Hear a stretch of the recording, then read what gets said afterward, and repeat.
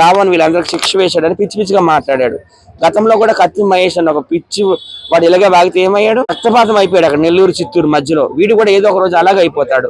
మనం అందరం ఆ వార్త విందాం. ఎందుకంటే మన శ్రీరాముడు, మన సీతాదేవి, మన లక్ష్మణుడు చాలా శక్తివంతమైన దేవుళ్ళు అనమాట. ఒకప్పుడు కలిసి సినిమాలు చేశారంటే పవన్ కళ్యాణ్ గారే కదా వాడికి ఛాన్సులు ఇచ్చింది, చిరంజీవి గారే కదా వాడికి ఛాన్సులు ఇచ్చింది. చాలా సినిమాలు చేశారు కదా వాళ్ళిద్దరు కలిసి, మొన్నటి చాలా సినిమాలు చేశారు.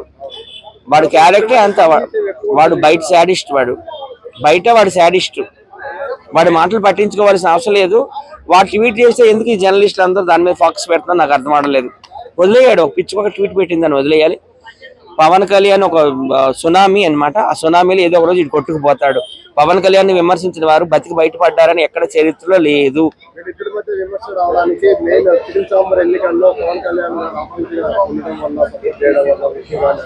మూవీ ఆర్టిస్ట్ అసోసియేషన్ లో వీడు నిలబడ్డాడు ప్రెసిడెంట్ అవుదామని, చిత్తుగా ఓడిపోయాడు విష్ణు మీద వ్యతిరేకంగా. వీడికి ఎవరు సపోర్ట్ చేయరండి, ప్రకాష్ రాజ్కి ఎవరు సపోర్ట్ చేయడు. అలా లేదు అండి. అక్కడ మెగా చిరంజీవి వర్సెస్ మోహన్ బాబు లాగా అయింది. ఎందుకంటే నేను ఎలక్షన్ లో ఉన్నాను కదా. ఎందుకంటే కరాటి కళ్యాణ్ కావచ్చు, గీతా సింగ్ కావచ్చు, నాకు తెలిసిన వాళ్ళు అందరూ అందులో నిలబడ్డారు. శ్రీలక్ష్మి గారు వాళ్ళందరితో నేను క్యాంపెయినింగ్ చేయడం జరిగింది. అది మోహన్ బాబు వర్సెస్ చిరంజీవి లాగా అయింది. చిరంజీవి గారి గ్రూప్ లో నుండి ప్రకాష్ రాజ్ నిలబడ్డారు, మోహన్ బాబు గ్రూప్ నుండి మంచు విష్ణు నిలబడ్డారు. దానికి అప్పటి ఆంధ్ర సీఎం జగన్మోహన్ రెడ్డి గారు కూడా సపోర్ట్ చేశారు. మంచు విష్ణు గారు మంచి మెజారిటీతో గెలుపొందారు. అవన్నీ కూడా అప్రస్తుతం. కానీ వాడు ఎక్కడ నిలబడినా చిత్తే సినిమా ఇండస్ట్రీలోనే కొద్ది గొప్ప రాణించాడు, అది మన తెలుగు సినిమాల ద్వారా. కానీ వాడు రాజకీయాల్లో కానీ ప్రజాసేవ ఒక మనిషిగా రాణించలేదు, ఒక రాజకీయ నాయకుడిగా రాణించలేదు. పవన్ కళ్యాణ్ ఆంధ్రలో ఏ విపత్తు వచ్చినా, తెలంగాణలో ఏ విపత్తు వచ్చినా కోట్లాది రూపాయలు డొనేషన్ ఇస్తున్నాడు. వీడు ఏ రోజైనా ఒక రూపాయి ఇచ్చాడా?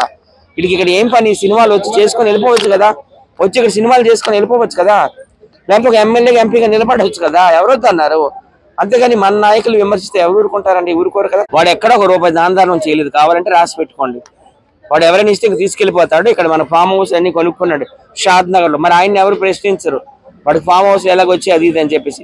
పవన్ కళ్యాణ్ న్యాయబద్ధంగా ఏమైనా భూములు కొనుక్కుంటే దోపిడీ చేస్తాడు, కబ్జా చేస్తాడు అని అంటున్నారు. వాడి మీద కూడా ఒకరోజు ఎంక్వైరీ చేయాలి. వాడికి కూడా చాలా పెద్ద ఫామ్ హౌస్ ఉందట అక్కడ షాద్ నగర్ లో. ఇప్పుడు పవన్ కళ్యాణ్ గారు ఇక్కడ ఫామ్ హౌస్ కట్టుకున్నారంటే ఆయన తెలుగు ప్రజల కోసం పోరాటం చేస్తున్నారు. దీనికి ఏం పని ఇక్కడ చెప్పండి? ఆయన అస్తిత్వాన్ని కోల్పోయారు అనమాట. ఐడెంటిటీ లేదు ఆయనకి ఇక్కడ. ఎలా ఒకలాగా మళ్ళీ అస్తిత్వం కోసం పోకలాడుతున్నాడు, ఐడెంటిటీ కోసం, అంతకుమించి ఏం లేదు.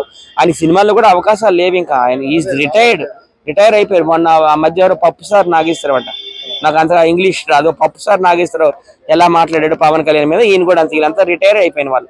వీళ్ళకి బుర్రలు పనిచేయట్లేదు, ఏది పడితే అది వాగుతారు.